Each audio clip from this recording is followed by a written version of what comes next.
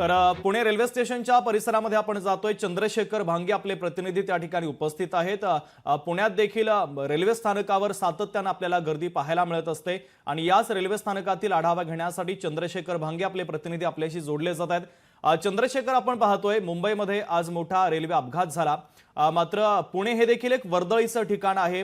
अनेक राज्यांतून लोक या ठिकाणी नोकरीसाठी आलेले असतात आणि स्थानिक देखील रोजचा ट्रेनने प्रवास करत असतात। सध्या पुणे स्टेशनच्या परिसरातली परिस्थिती काय आहे आणि तेथील या प्रवाशांना नेहमी सातत्याने कोणत्या समस्यांचा सामना करावा लागतो, कारण गर्दीमुळे प्रवाशांच्या जीवाशी हा सगळा खेळ आता पाहायला मिळतोय। शिवम, खरं तर पुणे रेल्वे स्टेशनवरून साधारण 305 रेल्वे गाड्या ज्या आहेत त्या देशभरात वेगवेगळ्या भागात जातात। तर सध्या पुण्याच्या रेल्वे स्टेशनवरती आणि बघू शकतो की मोठ्या प्रमाणात या ठिकाणी जी आहे ती गर्दी आपल्याला पाहायला मिळत आहे आणि या ठिकाणी BDDSचे पथक सुद्धा जे आहेत या रेल्वे स्टेशनची पाहणी करताना दिसत आहेत। अनेक गाड्या ज्या आहेत त्या देशभरातील वेगवेगळ्या राज्यामध्ये आणि जिल्ह्यामध्ये याच रेल्वे स्टेशनवरून जात असतात। या संदर्भात काही बोलण्यासाठी आपण पोलीस अधिकारी आहेत त्यांच्याशी बातचीत करण्याचा प्रयत्न करूयात। मिश्राजी, काय सांगाल, कशा पद्धतीने तुमचं नियोजन असतं?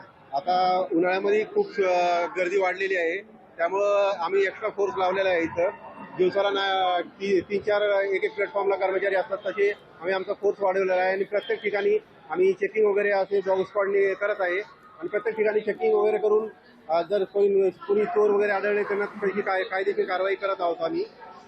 दिवसभरात 200 ते 250 गाड्या इथं जातात आणि आता उन्हाळ्याच्या सुट्ट्या असल्यामुळे प्रवाशांची खूप गर्दी वाढलेली आहे। त्याची तुम्ही मागे पण पाहू शकता, पूर्ण गर्दी वाढलेली आहे।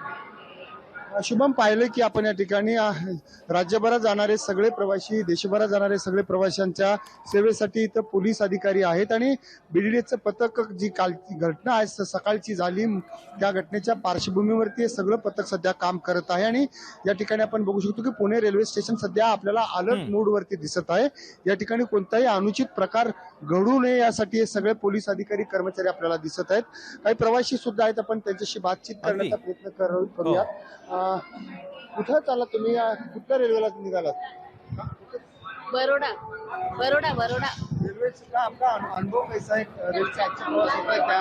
साधु पर अच्छा है। हम पहली बार पुणे में आए हैं, इसलिए हमको अच्छा लगा। शुभम, आपण पाहिलं की मोठ्या प्रमाणात प्रवासी देखील देशभरातील वेगवेगळ्या कानाकोपऱ्यात निघालेले आहेत आणि पोलीस सध्या मात्र इथं सतर्क झालेले आहेत, कारण जी घटना घडली आणि त्या घटनेतून निष्पापांचा जीव गमवावा लागलेला आहे आणि या सगळ्या पार्श्वभूमीवरती पुणे रेल्वे स्थानकावरती जे आहेत पोलीस आपल्याला दिसत आहेत आणि एकंदरीत पाहिले की आपण या ठिकाणी खबरदारी आपल्याला मोठ्या प्रमाणात दिसत आहे। ठीक आहे चंद्रशेखर, महत्त्वाचे अपडेट पोहोचवलेले आहेत त्याबद्दल धन्यवाद। तर पुणे स्टेशनच्या परिसरातील आढावा देखील आपण पाहिलेला आहे। पुणे देखील महाराष्ट्रातील एक महत्त्वाचं शहर आहे आणि रोज कोणत्या ना कोणत्या कारणानं नागरिक रेल्वेने मोठ्या संख्येने प्रवास करत असतात। रेल्वे स्टेशन परिसरामध्ये पोलीस सध्या अलर्ट झाल्याचं देखील आपण पाहिलेलं आहे। मात्र ठाणे जिल्ह्यातील मुंब्रा रेल्वे स्थानकावर ही भयंकर रेल्वे दुर्घटना घडली। मुंब्रा रेल्वे स्थानकादरम्यान 13 जण रेल्वेतून पडले आणि हा मोठा अपघात झालेला आहे। कसाऱ्याहून CSMTला जाणाऱ्या लोकलमध्ये प्रवासी लटकून प्रवास करत होते, त्याचवेळी CSMT वरून निघालेली दुसरी लोकल ही प्रवाशांना घासली आणि त्यामध्ये या 4 प्रवाशांचा मृत्यू झालेला आहे। लोकशाही मराठी ऐका, पहा, जागरूक रहा।